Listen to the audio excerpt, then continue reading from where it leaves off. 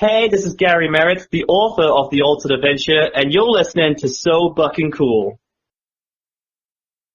Welcome to So Booking Cool. It's Jewel B. Today's guest is a YouTube star and creator who has gone from writing scripts to also now writing books.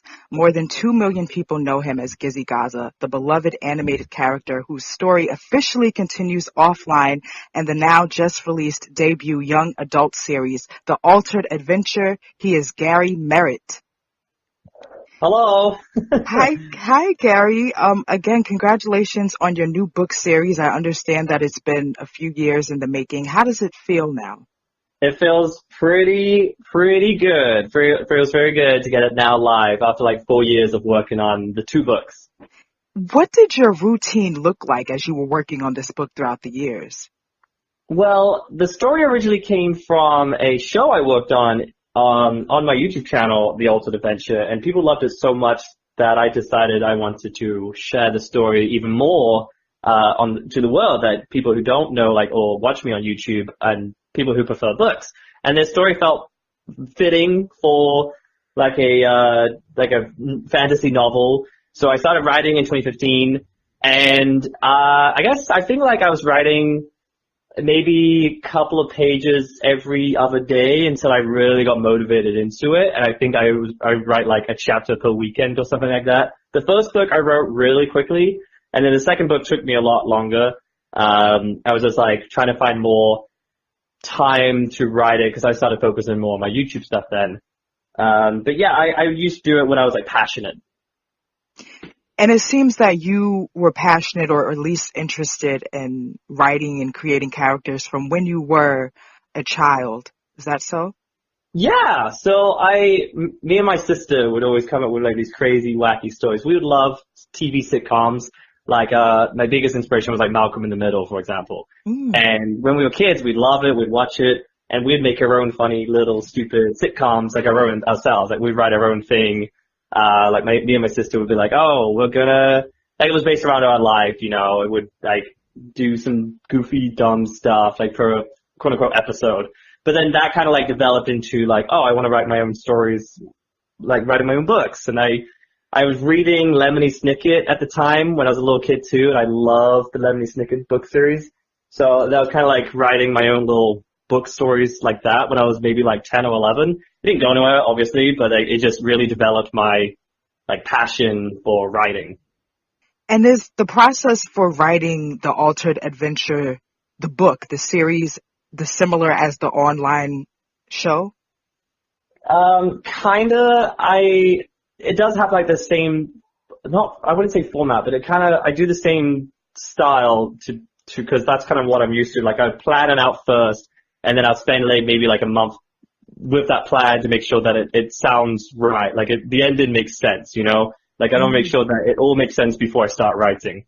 And I would make like an episode per episode, but with the books, I make sure that I have a beginning, middle, and end before I start writing. Because I don't want to like commit to the first page and then suddenly towards the end, I've written so much into it, it doesn't make sense. So I want to make sure with the books, I have a beginning, middle, end written out first. But with the episodes, I can loosely work around it. Like I can do the first 5 or 6 episodes, and then I could figure out the ending afterwards.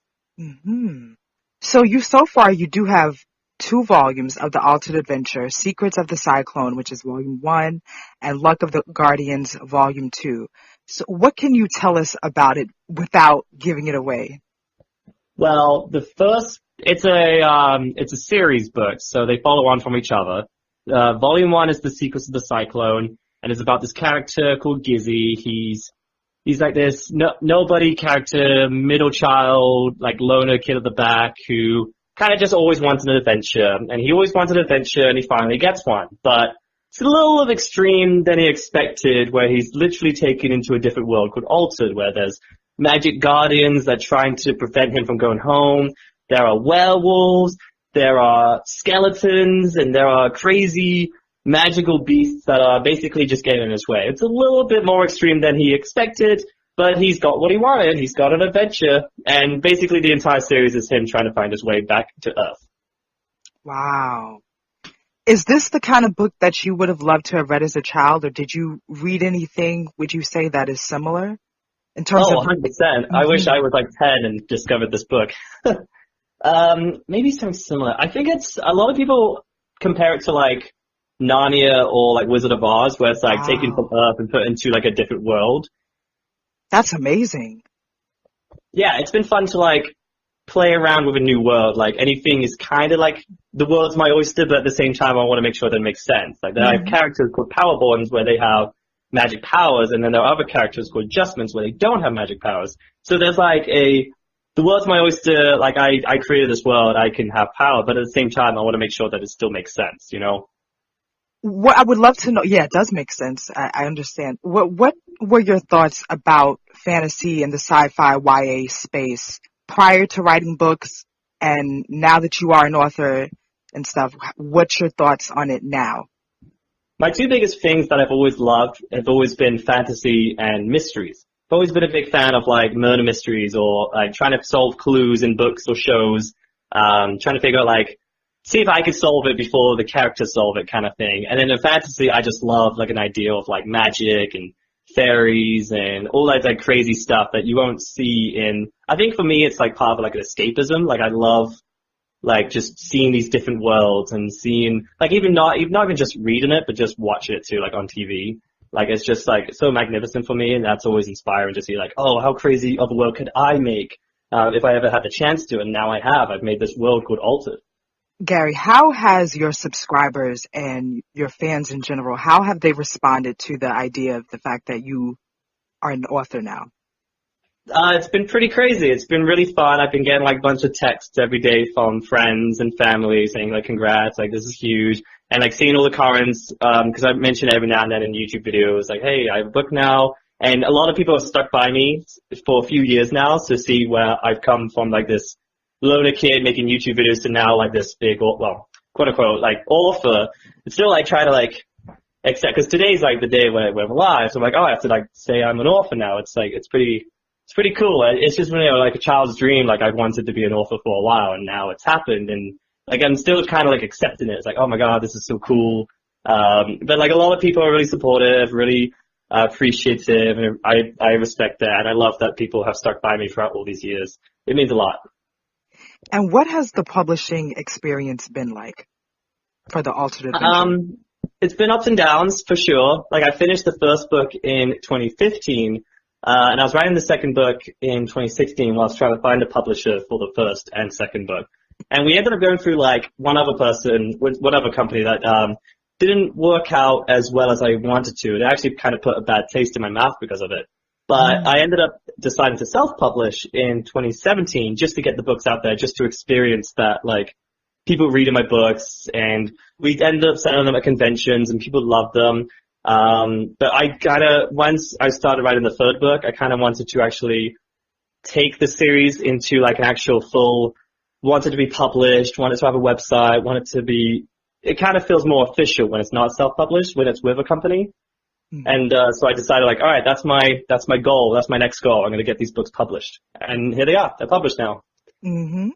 And as a creator of a book series, do you already know how you want the entire series to pan out, or is it after you finish each book, or what's it like at all? So I've already finished the show version a couple of years ago, and the books are based on the show. So I kind of loosely know how it's going to end already. And a lot of people who have watched the show kind of knows how it's going to end. But what I wanted to do is I wanted to give the book readers something a bit more special to those who are either fans of both the show and the book, or they've never watched the show and just the books. I wanted it to be a little bit different. So there's new characters, there's new storylines that are happening, and there's a little bit of a different ending that are in the books that aren't in the actual show that I made. So it's a bit like of a treat for everybody. Like you can watch the show or you can read the books. Doesn't matter which one you choose because it's kind of similar the same, but at the same time, they're still a little bit different. I've actually finished the third book already, and it's going to be released this Christmas. Okay, how exciting is that? That's so exciting, Gary. You studied television and film production. I would like to know, what would you say were the biggest takeaways that you got from studying those subjects? That was like, I learned a lot in this industry. I think for me, I learned a lot about like business and what to take and put into YouTube. there wasn't really much towards like the books that were helping me, but it really helped me break out of my shell because I was very shy. I was very introvert at the time. YouTube didn't take off at the time. I think I had like maybe 3K subs at the time. And I just said to myself, if YouTube doesn't take off before I finish university, then I'm just going to get a quote unquote real job, whatever that means in 2019. But it took off. This was for 2014. It took off. It did really well. I was able to make a living through YouTube now. So that was all exciting. And I just wanted to pursue that further. And without the opportunity of doing that in university, I wouldn't have had like the extra free time to do YouTube or like weekends or weekend evenings. So it was nice to like basically use the university to help pursue my YouTube career. Which pursued my author career. You must have a lot of people, even just specifically within the YouTube world, who look up to you, even if it's from afar, or if they do let you know that, and they must ask you for advice. What do you usually tell them? I think there's like a lot of people that go to conventions and they're like smaller creators or fans or other just creators in general. They ask me like, oh, like, what do you suggest? Or what do you do? Like, what would you recommend? And I think my main thing is like, as long as you're making content that you enjoy, then a lot of people would see that. I think in one year, like 2017, I started to make videos that I just wasn't enjoying. And a lot of the kids watching could tell, because you could tell the tone of voice, or if you're trying too hard, if the video is not edited as well, but you could tell that you're just like starting to slack. And I think like the kids can tell. So if you're making videos that people really enjoy, or if you're really enjoying, then the people are going to enjoy it too. So did you actually receive comments where people were like, oh, you seem a little different, something's off, are you going through something? I think sometimes I would have like a bad day, so I'll just rush the video and then just get it up as soon as I can. And people could tell. Like, kids aren't dumb. Like, they're very smart, and they could tell when an entertainer isn't trying, you know? And that makes them that makes the kids not want to watch them anymore if they're just not putting the effort into it anymore.